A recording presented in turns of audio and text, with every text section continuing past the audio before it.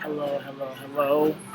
Welcome. This is Common Strategy with Kings to Queens. It's going so I'm gonna make sure I talk loud enough where you can hear me. How you doing? Welcome to Kings. Welcome. This is Common Strategy with Kings to Queens. I'm doing a show today on location. As you can see, I am by myself. We're going to address that in a second, but first I want to talk about what's today's show about. We're starting a new series. The new series is going to be called The Counsel of Dating.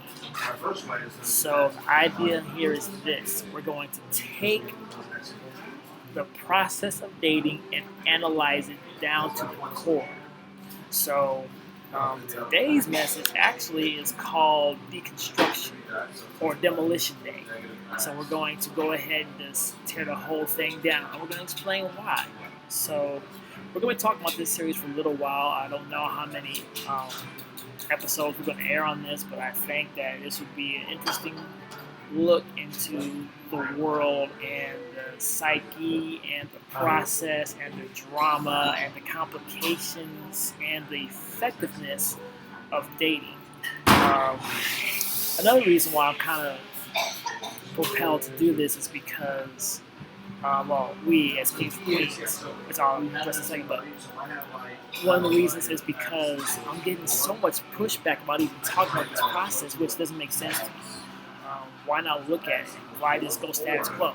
I've never thought that was a good idea. So we're going to go into a deep dive into the whole entire process of dating.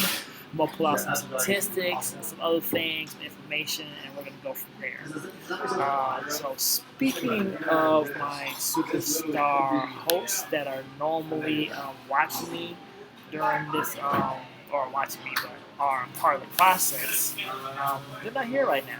Why is that? Well, let's go ahead and talk about that for a little bit. First of all, as you know, JS had his birthday. It's actually officially today. I was at his party on Friday, but it's officially today. Or was it yesterday? It was at his party. It was yesterday, yeah. So he is actually out of town. Kind of got a little trip for cheap, and he is out of here. So good for him. So I'm glad that he's able to do that. So then I'm having an issue here. One second. So the second thing is, as you know, we have two hosts. One of which is another person is Rodney. We call him King, and he took a gig as he's helping a person with a political campaign. I guess he's the campaign director, and so because of that, his time is just not He doesn't give him the opportunity to do these shows anymore. That plus other opportunities that he has on the table, he's had to move on in a different direction. So we wish Rodney King Adams the best, and I know whatever he does is going to be amazing because he is a fantastic person, even though I can't stand half his answers. So with that being said, we're going to go ahead and go to our discussion on the Counsel of Dating. So first thing I want to address the first question. The first question is this. Okay, so in our current dating process, what is the definition of dating? That is a good question. So I was trying to pull up here, but for some reason it's not popping up. Why is this acting funny? So I don't know why. So I have a definition here that I wanted to show you guys. Hold on a second and I will bring it right up.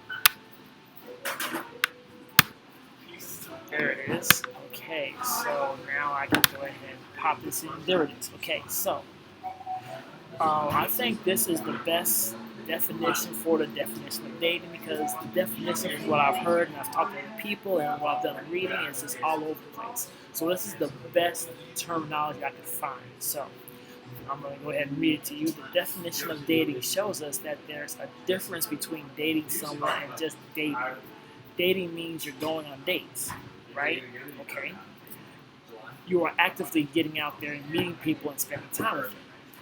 Dating someone means you're seeing somebody specific with purpose and on a regular basis. So, those would be the basics, and I'd probably say that would be the best definition because some people said I'm dating.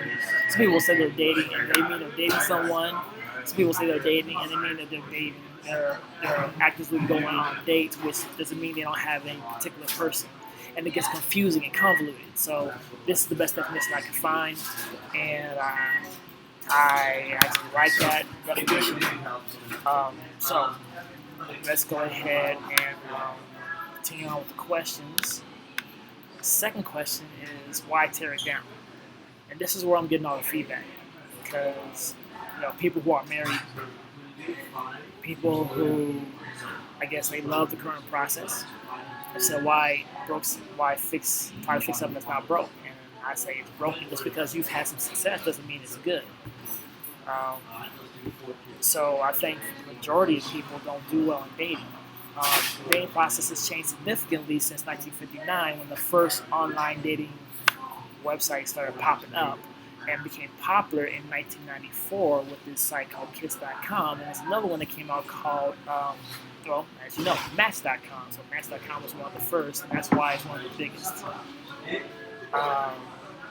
That changed the entire landscape of dating. Now, dating wasn't necessarily in a good spot before those sites, but because of that, everything's changed. So if you take that plus technology, plus mindsets and beliefs and differences, the current dating process is back in the day plus online. So you take that, it's archaic, and in my opinion doesn't work. So why not take a look at it and start from scratch? So my opinion and what I wrote down for my answer for why tear it down is because it's broken. I don't think the process is worth putting a Band-Aid on, and this is what we've been trying to do is just Band-Aid the process. We got this big sore, and the only thing we're doing is putting a little alcohol on it. That does nothing, or drinking alcohol to numb the pain, just so we can get through a date. I've been on a couple of dates where the lady was plastered or close to it. I'm like, okay, she's just trying to get through this process. It's not fun. It shouldn't be that bad. It's like an old abandoned warehouse in the middle of the city, just sitting there not being utilized and an eyesore. Also, dangerous because it's ready to crumble at any minute. So that's what I look at dating in. This huge building in the middle of the city.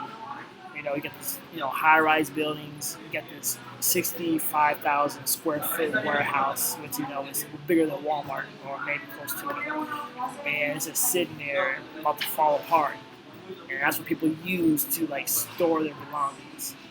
It's not a good idea. So can we do something better? Can we do something different?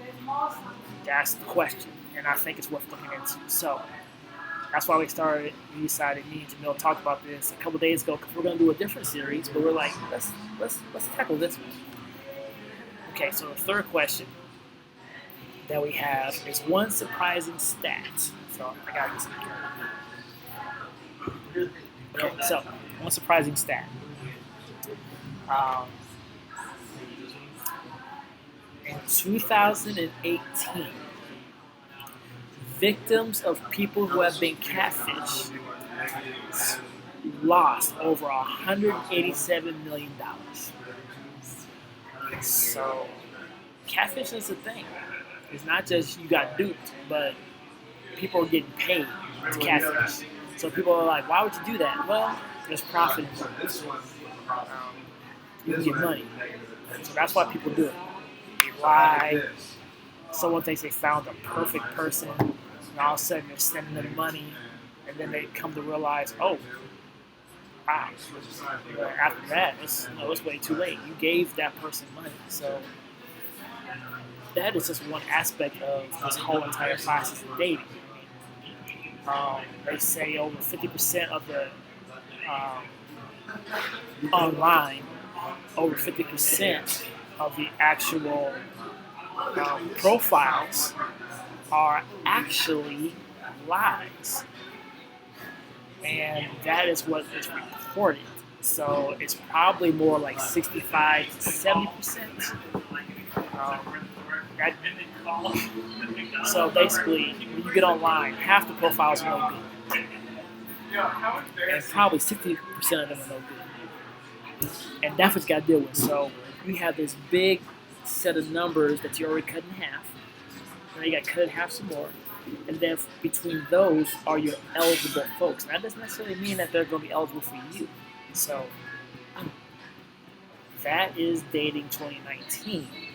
And so we're going to go ask a few more questions here. So what should we get rid of first in the current dating process? Before I go into that, as you know, I'm a single person.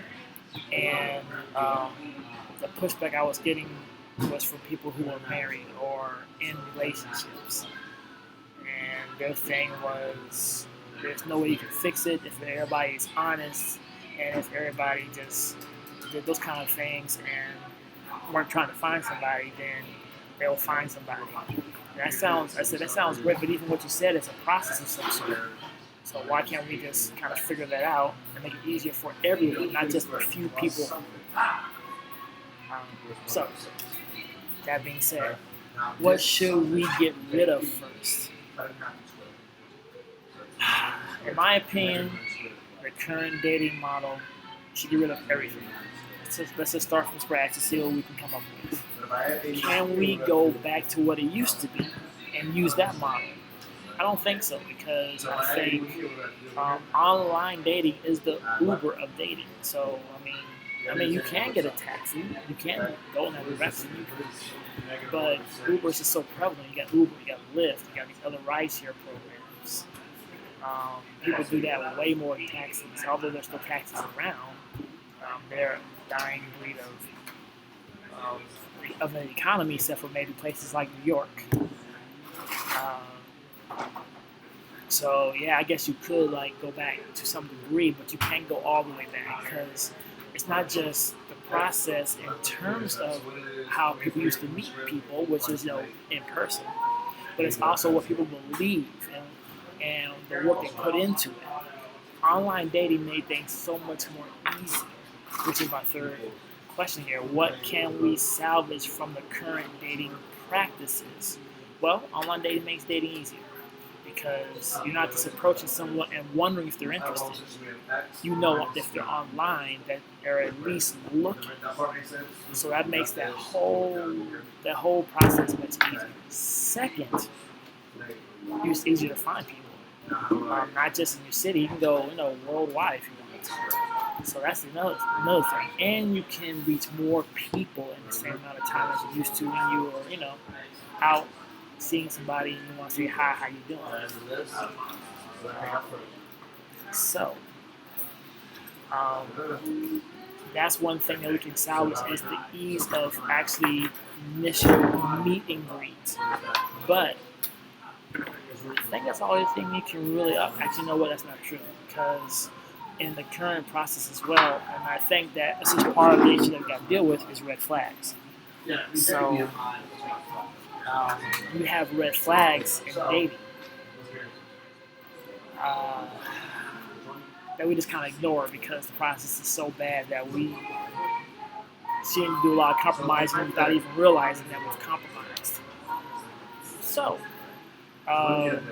what do we need to use to tear down the current process of dating?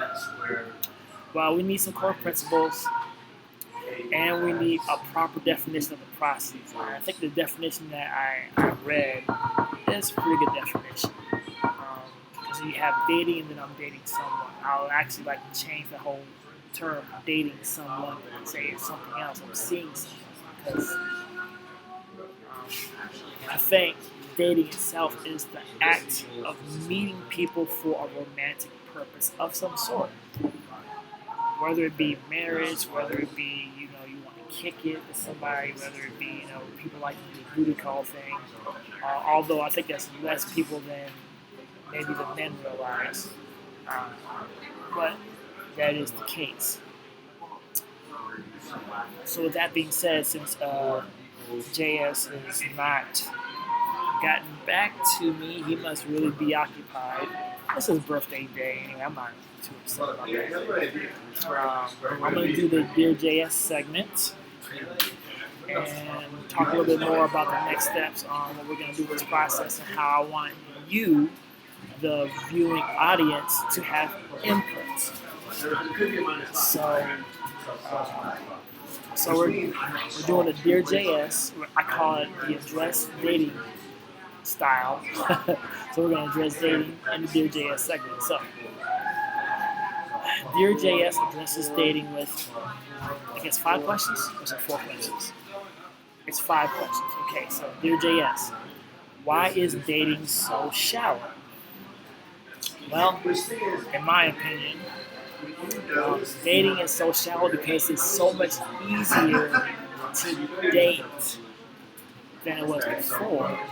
And it's so much easier to meet replacements. And that's the key. It's like, okay, if you have choices, you really don't have anything, right? But you still have choices. So you're thinking, you're a smooth Casanova because you're talking to 4 or 5 people at the same time. Well, the person you're talking to is probably talking to 4 or 5 people at the same time.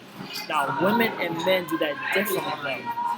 Men are numbers guys. So they try to talk to 10, 15, 20 or more so that they can at least get a few numbers from there and see what happens.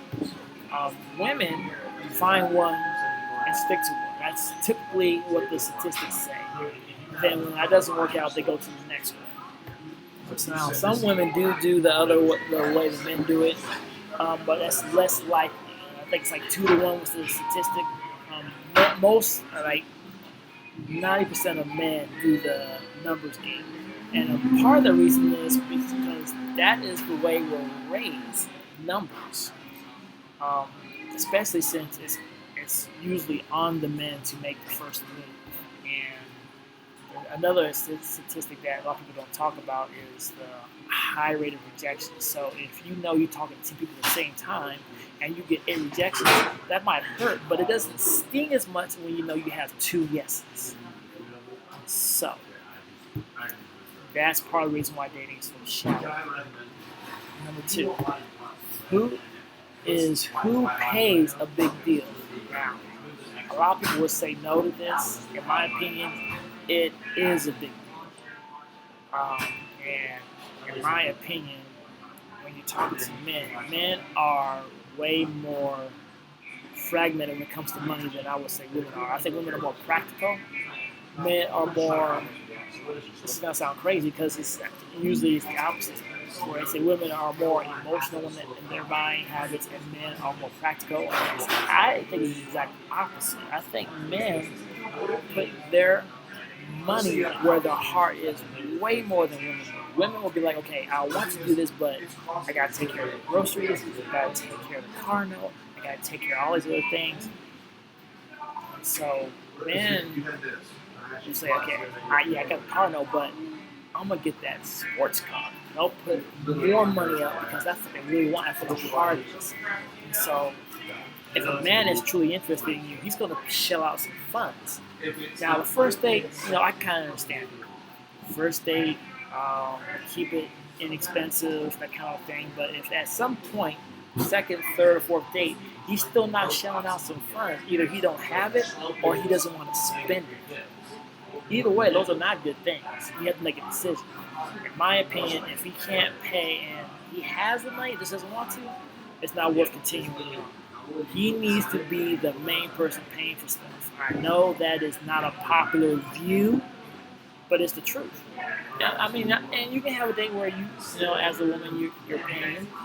And I'm not saying that's wrong, and there are situations, and I've been in it myself, and I'm not complaining, the woman pays. But at the end of the day, the man has to man up. And if he can't, he needs to make a decision. The decision he needs to make, and I'm talking about myself, because my funds be a roller coaster sometimes. Sometimes I have nothing for a while, and so I gotta make a decision. Am I going to continue doing this? Try to get cheap or free, or am I going to be man up and start shelling out funds? Even when I'm broke, though, I typically try to be the person to pay for stuff. That's not always how it happens, but it is what it is. So it's best that the man floats the bill on dates. And what about how much? That's kind of a yes or no question in terms of the importance. Is that a big deal? How much? First, they definitely not that important. Second, they definitely not that important. But sometime down the road, he needs to be willing to shell out a little bit of money. Now, I'm not saying he's got to spend hundreds of dollars, but I am saying that it shouldn't be a big deal. Let's say you want to go to the movies and buy popcorn.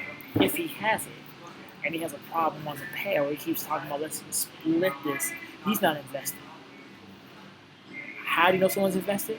They're paying for stuff. This is an easy red flag to look at, but because we live in this new day and age, 2019, a lot of people just kind of ignore this red flag. And I'm saying, look, ladies, listen to me. If he is hemming and hawing every time he goes somewhere about paying something, he either don't have the money or he don't want to spend the money on you. Both of those are not good. Neither one of those are good. So you have to have a come to Jesus moment and say, do I want to continue on this relationship? Hopefully you have a conversation and he's honest with you. But let's say he tells you he don't have the money. But he's got this superstar car. He's got a very nice place. And you see him making these other purchases. Let's say, for example, he has a child, so he's floating money on his child, buying his child new Jordans, that kind of stuff. You should be upset that he's not putting any money towards you, but he's doing all his kids. And it's like, well, my kids are way more important than you, which, hey, I get and understand that, but as a man, if he's truly interested, he's going to shell out money. Now, if he just wants to get cookies, he's going to try to get that as cheaply as possible, because what he doesn't want is a prostitute. So he's thinking, hey, I just want to throw some money at some chick. No, he don't want to do that. He wants to get it as cheaply as possible. Why? Because he doesn't truly respect you unless he's putting up decent money on dates, on situations, etc.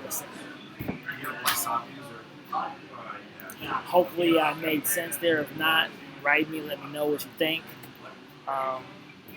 Question number 4. Is there a fear of commitment in the dating world? Why or why not? I would say yes. And I would also say that though it's way more likely that men have a problem with commitment, women are having this issue as well. And it's starting to grow. I don't have statistics on that. I was trying to look them up. But men are, I guess it was like 3-1 in terms of commitment, not commitment. So what's my opinion on that? My opinion is yes, men do have a fair commitment. Why? Because they can get everything they want without having to commit. So they're like, why do I even commit? I can still get everything I want. And I just know so many people that are in these relationships that are 10, 15, 20 years long, and the man never puts a ring on it. He don't have to. He's got everything. He's in the house. They're both sharing the bills, whatever they do. He's getting all the cookies he wants. So why would he put himself under an obligation? And then you can take half. You don't. I mean, and that's. I'm not saying that's good thinking. I'm not saying it's right. I'm just saying that's the reason why they didn't have a fair commitment. Because once they decide to say yes, suddenly they now have an obligation. It's very unfortunate that that's the thinking or that's the process, but that's where it's coming from. And then the final question, should there be titles in dating or just going with the flow?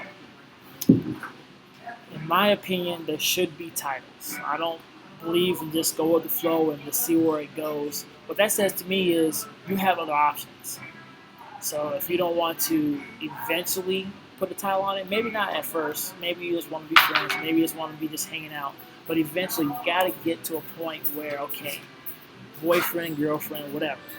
I know that's kind of, I guess, high school to some people, but if you can't say this is your man, you can't say this is your woman, what are you doing? You're just dating. And if you're just dating, then really all you're doing is meeting people and hanging out, which I guess you can do. It's your choice. But if you're trying to move on to something bigger, greater, and better, it's okay to put a title on it. Now, men that don't want to put titles on it, red flag. Because when the man finds a woman that he wants, he's going to put all kinds of titles on it. That's my boo, whatever. We don't say boo. I don't say boo. But that's what they do. So this was the Kings for Queens way of deconstructing or starting the process of doing an overhaul of the process of actual dating. Just to do a quick review, since I'm the only person here, I've been abandoned by JS so we can go have fun partying and stuff in the fun and stuff. He's at some beach somewhere. I think he's in Miami. Anyways, so basically, we're doing this thing called the Counsel of Dating. We're looking at the whole entire process of dating, the pros and cons, the rights, the wrongs, etc., etc., etc. We are secondly going to start going into details about the Counsel of Dating, about what it looks like, what it is, and what we need to do to make it better. Or if we can't even do anything to make it better, it may just be a situation where just throw the whole damn thing away. So we're going to look at this objectively as possible. And your input is going to be very important. So thank you for watching. We'll have a whole cast of people next week. I know it's Memorial Day, but we are still going to be airing an episode. So thanks again for watching. There will be a recast of this episode sometime tomorrow. So you can continue to add notes if you like. This is Comic Strategy. JS, get back safe from your vacation. And we wish Rodney Adams the best. We're out.